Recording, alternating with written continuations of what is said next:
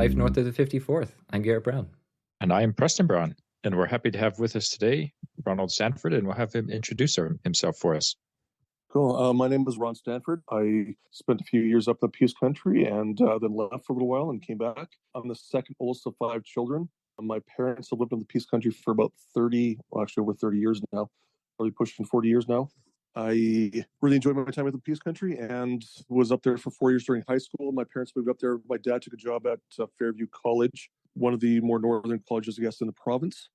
He moved us up there, like I said, when I was in grade 9. I spent 4 years up there in the Peace Country, schooling and whatnot. And when I graduated high school, I had to get out of the Peace Country and move south because I was more used to the big cities. And I really enjoyed the time I spent up there. So where did you grow up before you moved to the Peace Country, before your dad took that job? Oh, I mostly spent most of my time down in the Edmonton and central Alberta area. My dad was kind of with the Alberta government for my early years, and we bounced around in Edmonton, Red Deer. He worked for some of the hospitals here in the province, and he decided he wanted to take a job in teaching because he really enjoyed teaching, and so he moved to Fairview College and was working in the business program and later became the coordinator for the business program up there in Fairview College. And he really enjoyed the different programs that he was teaching out of. I know that Fairview College offers the only Harley-Davidson program, I believe, in Western Canada. And it was a big draw for anyone who's into motorcycles and wanted to learn how to work on motorcycles. And that was, they also had the business program. I think my dad taught, if I remember correctly, my dad was teaching the guys in the Harley program, some of the business programs, stuff that they would have to know, some of the other courses that they were taking. But I think he had one or two of the courses they taught. But that's why he moved us to the Peace Country. That's pretty cool. I did not know that there was a Harley-Davidson course up there in Fairview. Oh, yes. Yeah. Yeah. I'm also not a motorcycle person, so. You're not a motorcycle person? Yeah, no, fair enough. Well, neither am I. But found that out after the fact we got up there that they had the only program, I believe, in Western Canada is what the program is. And it's widely supported by Harley-Davidson. Anyone who takes that course will easily find work and employment in the motorcycle industry because it's, I guess, the best program that's around. Yeah, and I think it's the only motorcycle mechanic program in the whole province of Alberta, too. I believe so, it is. Yeah. So did you go to high school in Fairview then? Yeah, I spent the 4 years I spent up in high school. It was FHS, Fairview High School. Drew a blank on the name. It's been a few years since I graduated. So it's probably just 2 or 3, right, Ron? A few more than that. That is 0 on the back. But yeah, it was a great little town, I think, to grow up in. It was fun, the fact that, well, because the high school is so small, if you tried out for any kind of sports team, you pretty much made the team. I guess that was probably some of my earliest memories of the Peace Countries, traveling around to just their basketball team and playing different tournaments and different communities up there in the north. I guess that's why I kind of love the north. The fact that you could drive for miles and never run across a person. But of course, when you met anyone, you pretty much knew who they were because it was a small community. So you got to know everyone in town. Yeah. Got me out a few speeding tickets because I happen to know some of the RCMP in town. Ref basketball, a few of them, so made for a very interesting time. And they knew who you were and what you were up to, so you couldn't get away with much in town. But when you knew them, they're a little more lenient about what you're up to, I guess. Yeah. So where did you go after high school then? You said you wanted to go back to the city? I moved down to Calgary and lived. I first moved down to Calgary and lived with one of my uncles for my mom's youngest brother for a few months, just till I got my feet on the ground, found employment, and started working. Then I moved in with roommates for a bit, and I eventually wound up moving in with my future brother-in-law as a roommate for about 8 months before I came back to Fairview to take a year of business college and study business. And then after my year of college, I went on a mission for our church. I went to Denver, Colorado, served for 2 years down there. Then I came back briefly to the Peace Country before moving back to Calgary to again find employment. Started working for Costco, which I'm sure many people are fully aware of Costco. Yeah. Costco took me out to BC when they opened a new warehouse out to Abbotsford, where, again, living with a roommate, was working and just went to church out there. exploring the lower mainland of BC. I eventually met my wife out in BC. And after we got married, we decided BC was not the place we wanted to raise a family. And just the expense of living out in BC was just too much at the time. So we wound up moving back to Calgary. But Calgary was not going to be long-term for us. We eventually moved down to Lethbridge for a little bit, then back to Calgary for a couple of years. And then we eventually came back to the Peace Country in 2005, where I was working in audiology at that point in time. I'd left Costco and moved on to a different career path. Yeah, I really wanted to ask you about this, how you ended up in audiology. Not really something that when you ask kids or teenagers what they want to do when they grow up, that they oh yeah, I definitely want to be an audiologist. I want to test people's hearing for the rest of my life. Yeah. Interesting enough, before I got married and lived out in BC, I had a very good mission friend that lived down in Seattle, or the Seattle area. He actually lived up in, I want to say Everett, Washington, is where I believe it was at the time. I call it Seattle because Seattle's kind of one big, massive area. Yes. But I was going down actually for an AC/DC concert. They were touring again, and he was a great big concert kid. Loved going to concerts. You name the band, he's probably seen it multiple times. Anyway, he called me up, and I was living out in BC at the time, and he goes, "Hey, AC/DC is touring. Let's go to the concert." And I said, "Fine, let's do it." So I went down one weekend to go to the concert with him. And his dad actually was an audiologist. And before we head out to the concert, he turns to me and says, "Hey, do you want a set of earplugs for the concert?" I looked at him and said, "Earplugs? Why do I want earplugs for a concert for?" Not thinking about it. I was young and dumb at the time. And he goes, "Well, I'll make you a quick set anyway." So he actually did ear impressions on me, and we made me a custom set of earplugs. And off we went to the concert. Got back, and his dad and I got talking the next day. And his dad actually mentioned to me, said, "You should actually look into audiology because you might actually enjoy it." Didn't really think much of it, I guess, that weekend. But when I got back to Abbotsford, was where I was living at the time, I started thinking a little bit about it, kind of looking into it a little bit. And I thought, schooling as an audiologist is going to take way too much of my time, not into that. But after myself and Marcia had moved back to Calgary, I ran across a program called the Hearing Aid Practitioner Program. It is offered at a Grant MacEwan. And then I looked into that program, and it wound up only being a 2-year program. You basically do the exact same job as an audiologist. Just the difference in degrees is they have a bit bigger degree. But I looked into it, decided I wanted to get into it, and wound up moving to Lethbridge, working in a clinic that my wife's aunt was actually working in as a receptionist. I got to know the two gentlemen there. They brought me on. I did all my training down in Lethbridge. And the rest, I guess, is kind of history in a way. I was still working for Costco at the time as I was going to school, just so I could pay the bills and make ends meet and everything else, right, with a young family. And when I got done the practitioner program, Costco they'd been opening up hearing centers just kind of here and there, kind of quietly. They weren't really big into it just quite yet.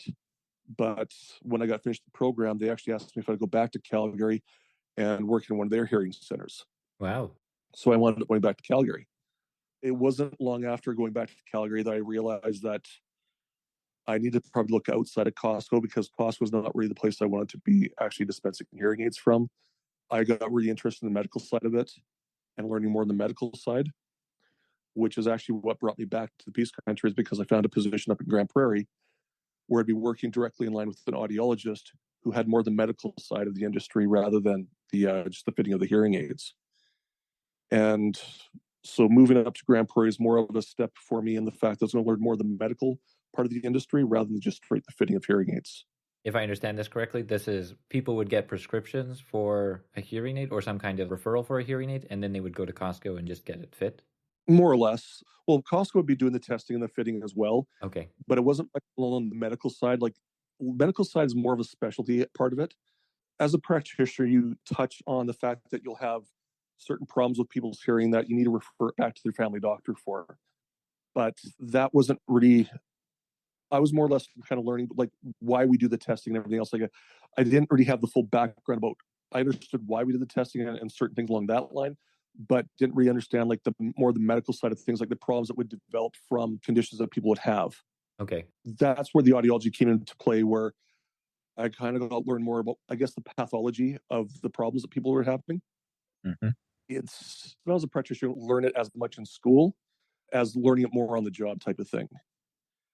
And I guess I felt working for cost, I was more or less selling hearing aids, not actually doing the medical side of things. And so when I got out and was working with an audiologist, I kind of learned more of the medical side of things. And since then, it's actually developed more into, I've worked with ear, nose, and throat specialists over the last number of years, where I've even learned more of the medical side of things. Again, the different pathologies, how the hearing is functioning, and not all problems can be fixed with hearing aids when it comes to hearing disorders. Right. And I guess that's why I became more interested in getting outside of cost, was more or less they are just more specialized in, hey, you need a hearing aid, we'll fit you with a cheap hearing aid type of thing, get better pricing on stuff like that. But you don't really learn the ins and the outs of the whys behind things. Yeah, no, that's really fascinating. Yeah. I just hope that makes sense the way I'm putting it there. It's why I wanted to learn more about the why behind things as to why we just do certain things.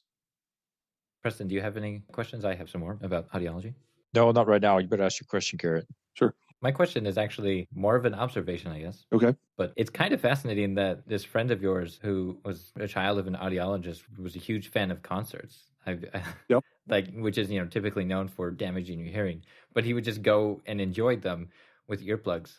Chris would never wear earplugs. His dad was teaching him, saying, hey, you should protect your ears in your 20s. Like, realistically, we're all young and dumb at some point in time. Yeah. Interesting enough, my good buddy, he actually needs hearing aids. And he was back up here visiting us March of last year. And because I have my own business again, I took him over to the office. We did a test on his hearing. We threw him in a pair of demo hearing aids we had and actually let him wear them and see what it's like to experience what he should be hearing. And we were out to a restaurant, and he was the only one out of 4 of us at the table who heard properly in the restaurant. He was sitting back, relaxing in his chair the whole time, thinking it was way cool because he was hearing everything that was going on at the table. And we were sitting up on our elbows trying to hear everyone talk at the table, but he was sitting back, relaxing just because of the way the amplification works these days. And even the hearing loss, he was the one who was hearing properly. Yeah, it makes a little bit more sense that maybe I'm just reading too much, but like Teenage Rebellion, I don't want to do what my dad says, even though my dad's right. Well, all teenagers have that attitude, right? Like, I know more, I know this, I know that. Yeah, exactly, yeah. And you're cutting your teeth, you're kind of exploring and whatnot. But listening to sometimes the ones who know better is not what you want to do. No. And I guess you've had personal experience with teenagers now too at some point, right? I have not yet. Yeah. Oh, yeah. Yes, I have some young adults in the house and some teenagers. And one of our mission presidents, we changed mission presidents right near the end of my mission. And my second mission president was Dean of Psychology out of BYU. And in the closing interview with one of my good friends from the mission, he said, I thought I understood psychology when I came out into the mission field. But he says there is no rhyme or reason to a 19 to 21-year-old male. Yeah. Psychology just goes straight out the window. That's a really fascinating journey. Moving a lot of times north and south. Well, I mean, if Calgary's north, but back and forth in Alberta. Yep. Yeah, so like we were living in Grand Prairie, or just outside Grand Prairie, and you guys moved, as you said, in 2005, and that's when we started becoming friends with you guys. Yes, it is. So how long were you in Grand Prairie for? We were in Grand Prairie about 10 years.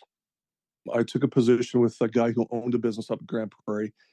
It was kind of a scary step because we went away from what we knew in Costco with full benefits, with everything you needed for a family, to the unknown of working for a small company, no benefits, and a way different lifestyle. Mm-hmm.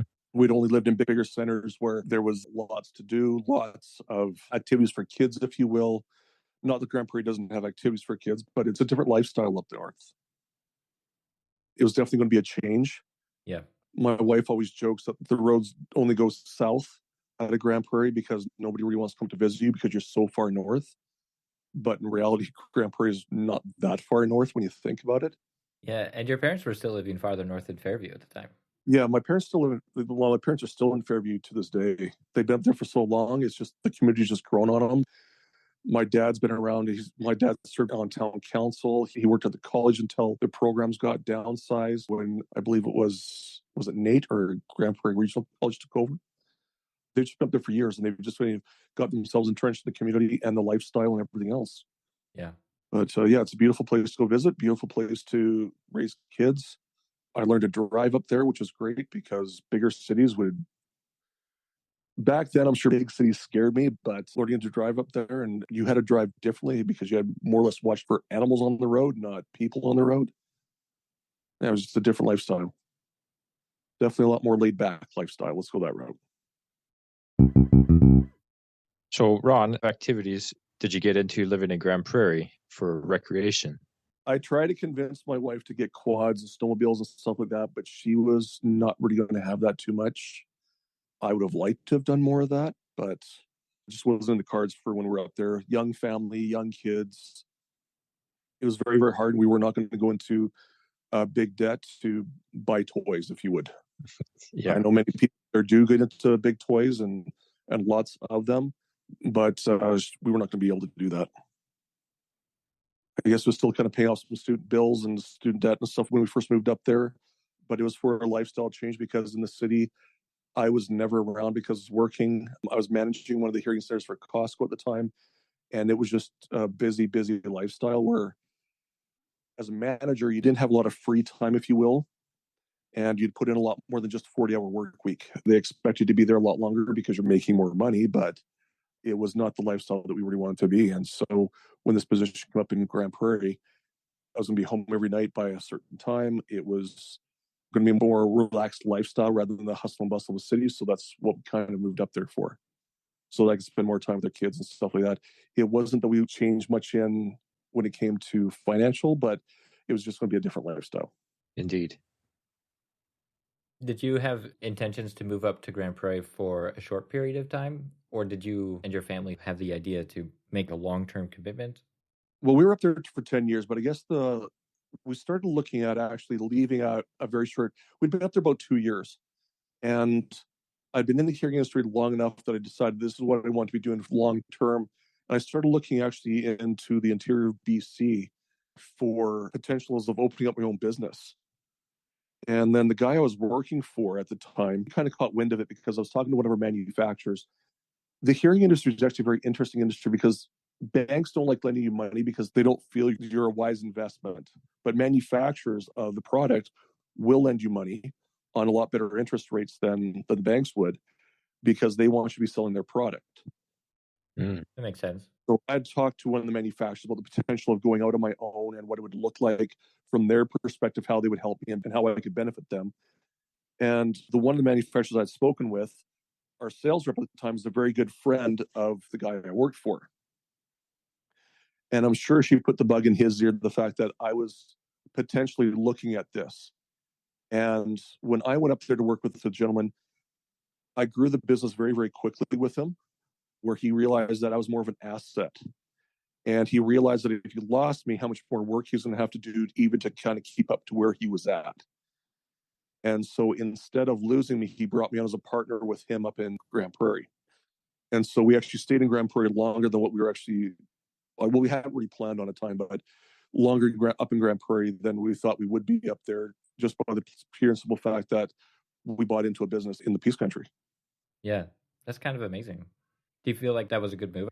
It was definitely a good move on my part because I looked at the business as a forced savings plan.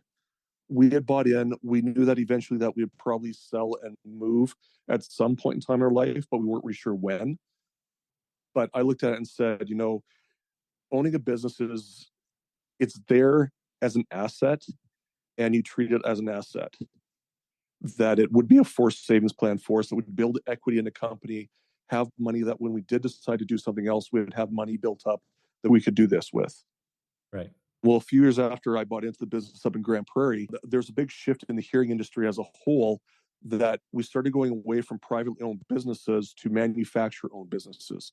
Manufacturers realized that if they wanted to keep their name in the game, if you will, they had to start buying clinics.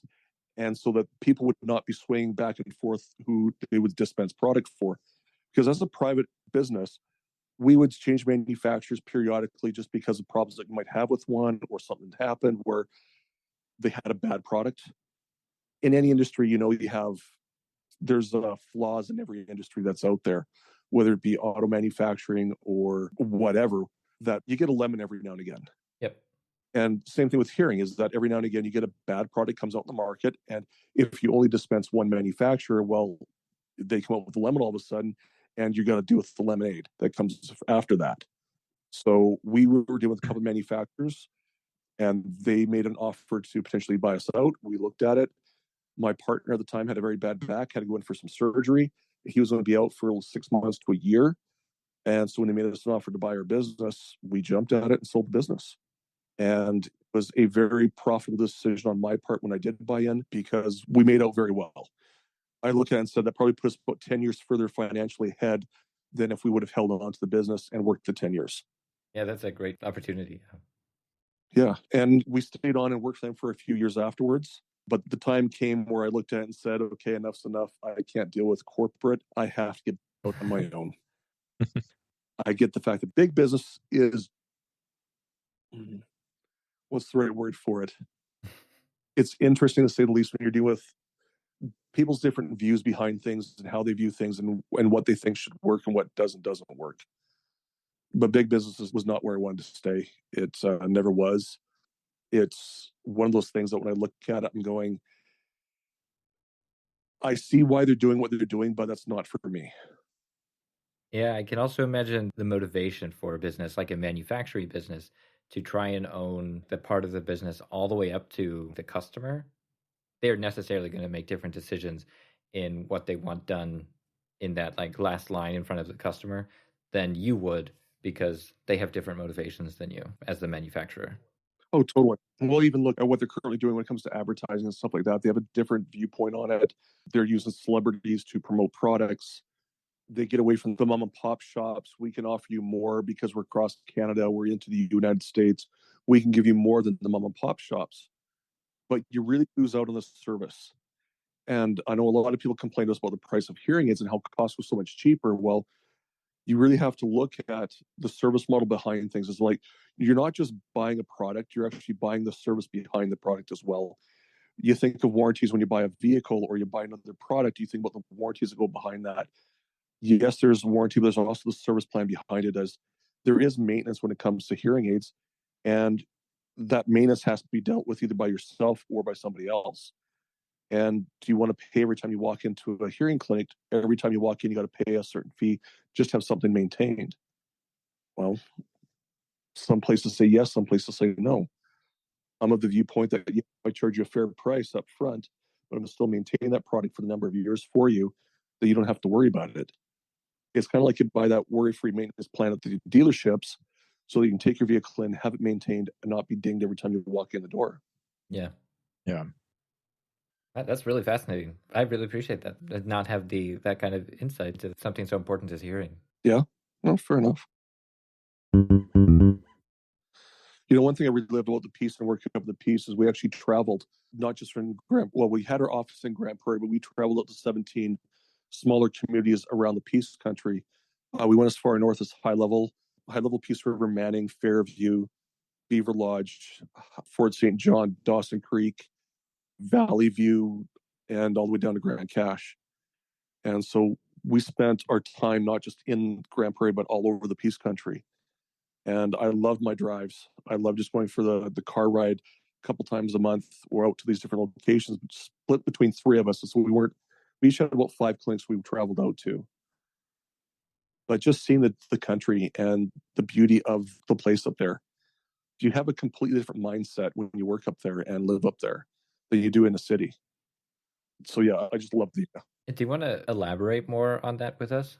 Not so much in terms of the business of going up there, Okay, but just some of your favorite moments or any stories that you want to share about the drive, because inevitably, if you drive that many hours, something's going to happen. Oh yeah, I love driving up there. The fact that you see the different seasons changing, like every year, it was just you're always doing something different. Well, you mentioned the drives. Like I got to drive to Fairview, and one of the most beautiful drives you'll probably ever take is fall, going through the Dunvegan Bridge. When you drop the River Valley, you have the oranges, the yellows, you still have the green in there as well. Just the beauty of nature as a whole. It's just beautiful. If you love traveling, if you love driving, the fact that you could drive for hours up there and the roads it seemed like endless at times. Just because I guess because I drove them so often, I kind of became a little bit I don't want to say numb to the situation, but you become numb to the beauty at times. But I do miss that. But just the first few years I was up there, I just marveled at how beautiful the country was. I remember leaving one morning early winter, and I'd left her house. I was driving down a back road to get out to one of the main highways, and just passing the amount of deer or elk that were down around the city of Grand Prairie. I actually drove through a herd of deer that were crossing the road, and I don't know how I did not hit any of them, but I somehow missed every single animal I had. I saw a deer with antlers standing right in front of me, and all of a sudden he just disappeared. But just the way I swerved through them, not sure how I made it through, but it was just incredible because when I look back, you can kind of sort of see the animals just as the sun was starting to just barely come up, dark enough that it was not great visibility yet. But anyway, just the amount of animals that were crossing the road at the time, I wondered how I missed them all. Yeah, that's astonishing. Yeah. It also made me appreciate driving a bigger vehicle, and why you drive bigger vehicles is up there is people always say, well, there's so many trucks up north. I'm like, yeah, there's a lot of trucks up north, but people think it's all before work. Yeah, a good part of it's going to be for work, but you also drive the bigger vehicle because if something happens, you want a bigger vehicle. You want to be in something bigger that you know you're going to be able to walk away from it. Yeah, when you hit a moose, the moose is not going to land on your windshield. It's just going to hit your... Yeah, a moose in a sedan is fatal. You know, I remember a story down even here in Edmonton. I believe a lady was driving on the Anthony Henday and she ran up on a moose or something. I believe it killed her. And this was just not too many years ago here in Edmonton. I'm thinking, if you're a bigger vehicle, that probably would have totaled the vehicle, but you probably would have walked away from it with minor injuries. That's, I don't know, just one of the interesting stories I get up there. The different stories about the wildlife, like I've seen bear, moose, elk, deer, bobcats. There's a lot of different animals up north that just because you drive so much, you just see so many different animals by the roads and stuff. Actually, another story I have about wintertime is the way they plow their roads up there. I guess they call it a wingback, where they plow the snow off the road, but they kind of push it into the ditch a little bit. So you kind of got these wings that kind of stick out of the ditches. Yep. And I was traveling north of Peace River up towards Manning. And the road has a little bit of a funny split where the road divides for maybe not even 2 kilometers. But I was driving up this way, and these 2 moose were fighting in the middle of the road. And they had their antlers locked together. And as I drove up, I could see them. And probably about less than 25 yards before I was passing them, they broke free of each other. One turned and ran back towards me. And the size of this animal, had to be driving a Ford Expedition at the time. And so it was actually a fairly decent sized vehicle. But this moose ran back down beside my vehicle, and his head and antlers were above my window on my truck. And I thought, oh my gosh, how big are these things? But seeing one that close, and this is the one that passed me. The other one I think was even bigger than that one. But he ran off in the different directions. But these 2 moose got locked into this area with this wingback, and they couldn't get over top of the ditches because the wingback was so high. And they had to basically find another way out. But I guess they kind of ran across each other, and who knows what they were doing or why they were wanting to lock antlers. But it was just funny watching these 2 big moose after they broke apart and they went in 2 different directions. Not sure how they got off the road, but they eventually, I'm sure, did. I've seen bear on the road where in the summertime when driving up to high level one time where a bear was actually climbing a telephone pole. I was partway up a telephone pole. But whatever. I think my neatest experience, though, is driving through the Peace Country, is running across 2 bobcats, probably less than 100 feet apart. It was just an open stretch of road. The trees had to be a little bit lower at this section. It was in the wintertime again. And they were just off the road, maybe 30, 40 feet. Not far enough into the bush yet, but just before the bush line where you can actually see them. And I know the bobcats are pretty loner animals. And so seeing 2 that close together was actually pretty interesting. Yeah. Yeah. Did you go south to Grand Cache often to see the different seasons in Grand Cache? Not Grand Cache. I went down to Grand Cache for, it was only a couple of years I was driving to and from Grand Cache. Grand Cache was not one of the areas I went to until we had actually sold the business to a manufacturer.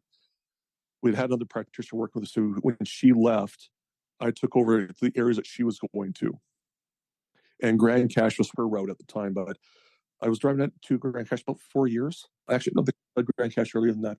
But anyway, I think the scariest thing about Grand Cache is just because you're kind of in the mountains and stuff like that, And driving up to Grand Cache, you kind of go up that big, long hill out of the river valley again. It's a little bit of a scary drive in the wintertime. It definitely is, yeah. But it's a beautiful area again to drive that area. I guess I didn't pay as close attention to the change of the seasons going that road because I was more concerned about the road in the wintertime. Yeah. Yeah, there's a lot of oil traffic on that road as well, or just traffic in general, gas, oil field business going down that road. So there's a lot more traffic going that way than it was going north. So I had to pay more attention to the road rather than the scenery. Yeah. I see many logging trucks or just the big water hauling trucks or whatever truck was on the road. I just remember seeing a lot. But that was probably the road. Actually, that was the road I saw my first ever vehicle hit a moose, and just see what kind of damage a moose can do to a vehicle. That was probably one of the scarier days of my life when I saw that happen. So I remember driving south a few times towards Grand Cache, and I would pass by the mill there, the lumber mill. Okay, yep. You would just see the sign on the side of the road that said, logging trucks turning, logs may swing into your lane. And I saw that many times, more often than I ever saw logging trucks turning. And then one time I was actually behind a logging truck and it turned and I saw the log swing into my lane and I was like, oh, that's what they mean. They mean don't try and pass it because you're going to hit the logs. Oh, totally. You had a bit of a aha moment. Yeah, exactly. As your life flashed before your eyes. Yep. Yes. Seeing those logs sticking up the back of trucks, and there's many a time where the guy's not tagged the back of those trucks properly. I also wanted to ask about your driving. Did you leave or drive in the dark a lot? Did you see any of the Northern Lights while you were driving? Oh, love the Northern Lights. The Northern Lights are one of the most beautiful things you'll ever see. Further north you go, the more colorful they get. Down here in Edmonton, you might see the odd Northern Light here and there, but it's a very, very faint color. The further north you go, the greener they get, the darker they get, the more colors that you'll see. You're just going to love the Aurora Borealis. Part of the reason why I still go up to high level is because every now and again you get to see those Northern Lights, and it's just the dancing in the skies. Just the beauty behind that. Just incredible. One year we had come back one Christmas from Seattle, and we got in late, but we were able to watch the Northern Lights as we were driving into the city. And then we went out to our back deck, and we were able to watch again the lights dancing above us in the air. Like, they're not as great in the city as they were outside, but the different colors and stuff, the different hues you'd see at different times of the year, if you're lucky enough to see them. Sorry, was this your back deck in Grand Prairie? Back deck in Grand Prairie, like, they weren't as great in the city because the lights of the city kind of dulled the lights in the sky. But into Grand Prairie, we could see the different colors and everything else. Funny enough, we came up through the Grand Cache that time because it's shorter for us to come through Grand Cache than driving further over and back up the normal way that we'd normally come up to get back home usually, because we're coming from the BC side of things. But we'd come up Grand Cache Road, and then we were driving in late at night. I think about 11:30, 12 o'clock, close to the end of December, early January, I can't remember which. But just watching those lights dancing in front of us as we're coming into town. And then because we lived at the south end of the city, when we got home, we just walked out the back deck and just watched in amazement at the beauty of the color of the lights. Just incredible. And then going up to high level, just how dark the greens were up there, and just the colors and how bright it is and vibrant the colors were. Yeah, one of my favorite memories of the Northern Lights was that I actually saw them on a summer's night. Oh, really? Yeah, which is much more rare because, the summer nights are much shorter and brighter because the sun is still in sort of a twilight dip. But yeah, it was amazing to see them in the summer because I could be outside and thoroughly enjoy watching them instead of, the dead of winter where you're like, well, I want to sit outside and enjoy these, but I think I should probably go back inside soon. It's too cold for me to be out here. I'm going to go back inside where it's warm. Yeah. Yeah, you were going to say the downside? Oh, yeah. The downside of this summer is the fact that you just don't see them as often. It's harder to see on that point in time. But yeah, and the wintertime, of course, depending on how cold it was, will depend on how long you spend outside watching the lights. So, but yeah, it was definitely the beauty of it all. I love the Northern Lights. So my wife, Jessica, when she came up to Grand Prairie, actually after we stayed at your place in Christmas of 2015, yeah, when we drove up from Edmonton to Grand Prairie, that evening and night was a spectacular display of Northern Lights. And she had never seen Northern Lights growing up, so she was very excited, just sort of watch them in awe for hours, which it was. I mean, it's a long drive, and it was Christmas time, so it was essentially dark the whole time. We watched it for a while, and then we stopped outside of Grand Prairie, over by Byzantin, actually, and just took time to just watch them for a while. The Northern Lights are more or less on an 11-year cycle with the solar activity. So 2015 was a really good year, and then dips down to 2020s, not so great for Northern Lights. And so now coming up to 2025, it's going to be more activity again. Oh, nice. I did not know that about the Northern Lights. It's interesting. Yeah, they're pretty cool. That also means that if you're trying to plan to see them, it's more likely if you go in the better years. Plan appropriately. Yeah, so if I ever go to Iceland or Denmark, I should go in 2025, 26. Yeah, there's a YouTube traveling couple that my wife enjoys watching, and they've been trying to see the Northern Lights for many years, and they decided that this year they were definitely going to see them. And the way that they were going to do it is they were just going to take a road trip up Norway as far north as they could, just slowly in their van. And they were sharing on Instagram like last week that they finally saw them. Finally saw them. It's like, and you grew up in the north and be like, hey, this is more common than you think. But always beautiful. In regards to Northern Lights, I have seen them, remember seeing them August long weekend ones, which I was rather surprised because the daylight is not incredibly long, but seeing them in August and as late as May, considering you wouldn't really see them in June at the peak of the summer solstice, right? You just couldn't. No, June, that's the hard time about during the summertime, is the fact that the days are just so long up there. The chance of seeing is so rare during the summer months and stuff, spring, summer months. Yeah, but I really love the long daylight. Go play baseball or something till like 11 o'clock at night. Yes. You know, that was one thing I never really thought much about it being a kid, because we'd be outside playing, it'd be like 11:30, and you'd still be playing football or playing baseball or whatever. Didn't think much of it growing up, but as an adult, it was like, holy crap, you got to put kids to bed. This is crazy. Yeah. Blackout blinds in the kids' room. Okay, what do you mean I have to go to bed? It's still light out. Yeah, wait till winter months come. Then he was saying the opposite. Yeah. So, but yeah, as an adult, it was like, I appreciate the long summer days when you're driving back from a long day. It's still light out. Yeah. No, those are definitely fun times. Yeah, it's definitely one of my favorite things about the North is the long summer days. Yeah. I was working on a night shift this summer when I was in undergrad, and I was awake on the solstice, June 21st. So I was working night shift. So it went over into June 21st. It was, dim. It didn't really go dark, right? But it was dim that we had to have lights on to work. And then I saw the sunrise on the solstice. And then I went home and slept for 8 hours, and then got up and went back to work. And the sun was still going strong. I had a number of hours of daylight left to work, and then I saw the sunset on the solstice. I do not recommend anybody try and outwork the sun in the northern summers. Oh, those are long. Oil and gas tries to outwork the sun. They definitely do it in the winter, though. Oh, yeah. The winter makes up for it. The question I always ask myself is like, is every winter, even as far north or south as Edmonton, is every winter worth the beautiful summer? And I argue myself about it. It's the further south you go, basically it's the same all year round. You have so much sunlight, so much darkness. There's not a whole heck of a lot of change. And, sometimes that change is nice to have. Do you want to tell us how you and your family felt leaving Grand Prairie and going to Edmonton in the 2015 time? I mean, your kids spent a lot of time growing up in Grand Prairie. There's still things my kids love about the North. The things that they didn't like about the North was the traveling down to Edmonton, or traveling out of the North was probably the hardest thing for them. Well, like, they love the North for a lot of reasons. But now that they've been down here in Edmonton for the last 8 years, it's definitely a change for them. They enjoy it. My son might wind up going, I don't know what he's planning on doing, because he's getting into land reclamation. He's looking at it for schooling right now. So he might wind up back up north doing that type of stuff. But he enjoyed the outdoorsy stuff more than not. As a kid, I enjoyed camping. As an adult, not so much. I like to camp from my bed.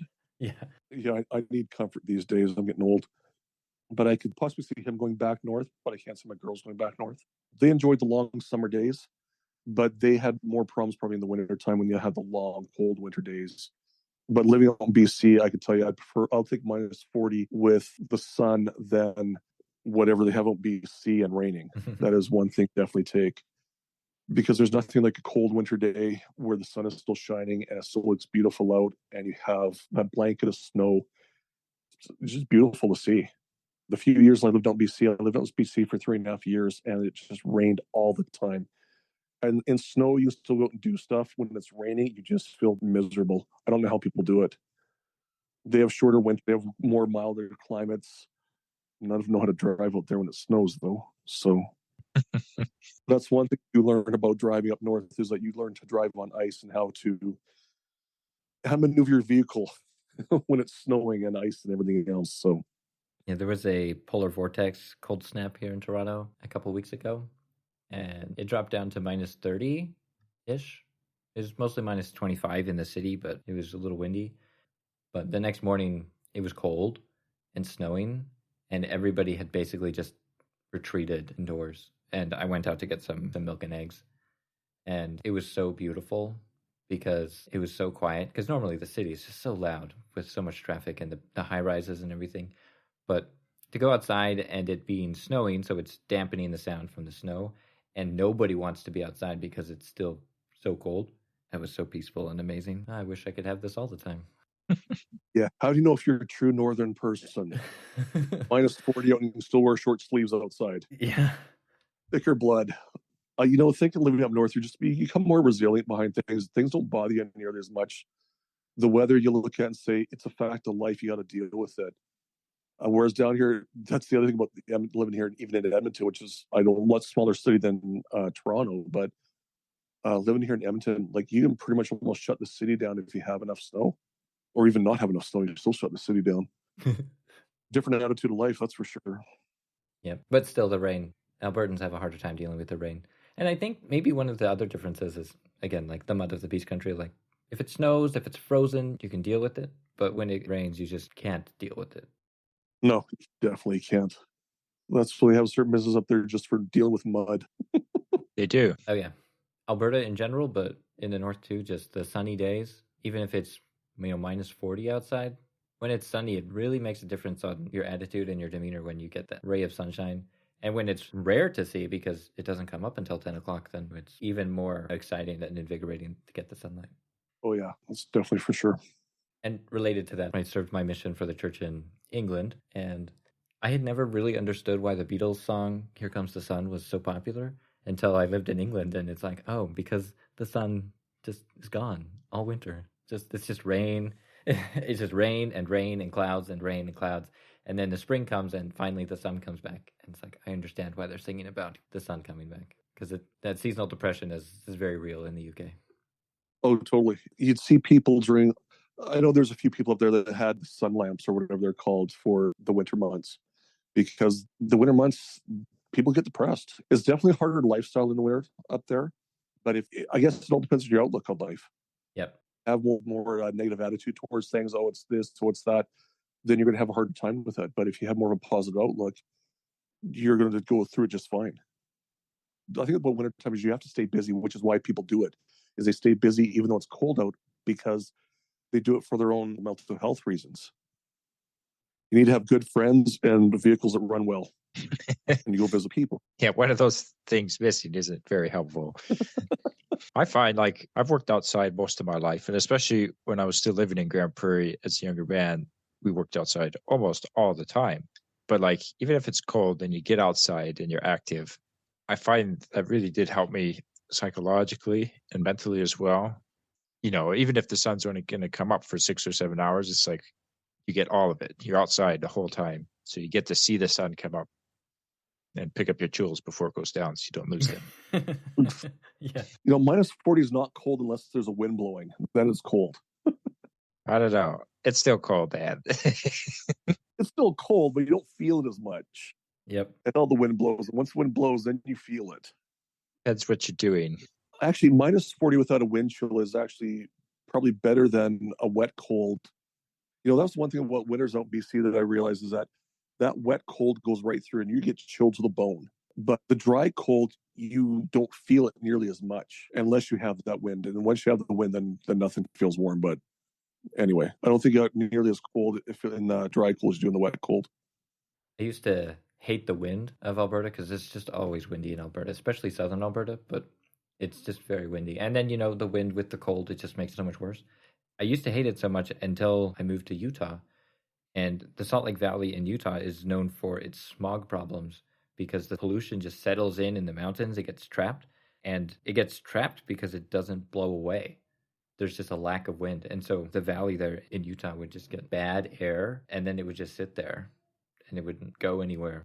I actually began to miss the wind, and that was something that I never thought I would miss. You think about the air up north. I think it's a much fresher air.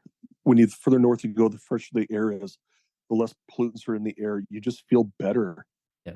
It's because you're arguably in the largest forest on the planet. Yeah. The Great Boreal Forest that spans across the whole northern part of the Northern Hemisphere. There you go. Well, you got to go down and check out the California redwoods too, because that's one pretty amazing forest too, though. Yeah, I agree. I do really love visiting that area of California, but I do not want to live there. I don't mind visiting it, but I don't want to live there. I'll visit but not live. If you could stay in that one little area, like I know we came down out of Grand Prairie one time to go down to California to visit my sister. We passed the redwoods, and just the air again. That's probably one of the best smelling airs, if you will, around, other than up northern Alberta. Anyway. Well, I think we'll probably come close to ramping up, Ron. We really appreciate the chat we've had with you. You mentioned some little bit about how growing up in the Peace Country and living in the Peace Country, it develops a grit and resilience. Do you have any insight or words of wisdom that you would like to share with people about living in the North? The only word of wisdom is, I guess, drive a big vehicle because you never know what you're going to run into. That's good advice. And even down here in the city, like I watch people drive small vehicles down here in the city, and you see people getting accidents all the time. But I think the North just made me really appreciate the fact that if you drive a big vehicle, if anything happens, 9 times out of 10 you're going to walk away unless you run into something bigger than you. And down here, I love driving my truck because I'm like, I look at people and go like, you're half my size. If I run over you, you lose. That's all there is to it. I know people criticize people who drive trucks, but I'm like, you know what? I think we have a better outlook on life because we're not scared. You have to drive with an attitude. I don't know. I guess that's my only word of wisdom about that. That's fine. The North also made me, I guess, really appreciate things more because I come down here to the city and people just have it's a different attitude. In the North, like I mentioned earlier, that you rely on yourself more for things. You become more resilient. Down here in the city, there's too many comfort features around. And, I look at how even my kids have gotten a little more relaxed when it comes to the comfort features of, we can just pop over here and get that, or we can just do this because it's right here. Whereas in the North, you had to plan things a bit more because you had a longer drive. I know down here people think, a 25-minute drive, that's horrible. I'm thinking 25 minutes, that's nothing. Yeah. Your time it changes because in the North you realize that you're living in a more isolated lifestyle, and driving is just something you do. You appreciate things. I think people up north, people in the northern areas, just appreciate things more. Even watching shows like Life Below Zero, where they just appreciate a more simplified lifestyle. They don't need I don't want to say the comforts. They don't need all the extras in life. If you need all the extras in life, you look for others' approval on things. And I think you have a lot more of a dim of outlook on life. But I think those who've lived in the North, who realize that there is more to life than being on your phone or running in the rat race, I think they just appreciate life more. I think you meet more people who are more salt of the earth rather than those who are taken up in, what's the word for the lifestyle? The fast lane? Well, the fast lane, yeah. You don't seek for other people's approval. People in the North just, you know what, life is the way it is, and I don't need other people's approval for me to be a good person or to live a good life. Yeah. I'm more down to earth, I guess. Hopefully that is words of wisdom. Yeah. Thank you for sharing. You bet. So we'd like to thank all those who listen to our show. And if you would like to share feedback with us or write in a story for us to share, you can email us at lifenorthofthe54th@gmail.com, or you can check us out online at peacecountrylife.ca. Thank you so much, Ron, for joining us. We really appreciate the time you've given and lots of insight and many things that I did not know before. I really appreciate it. Hey, thanks. Good to talk to you guys. It's been a while. Thank you, Ron. So we'll see you around. hopefully we'll be able to stop by and see you again. Okay, next time you're out, stop in and say hi. Take care, Ron. You too. Thanks. Bye. Bye. Bye now.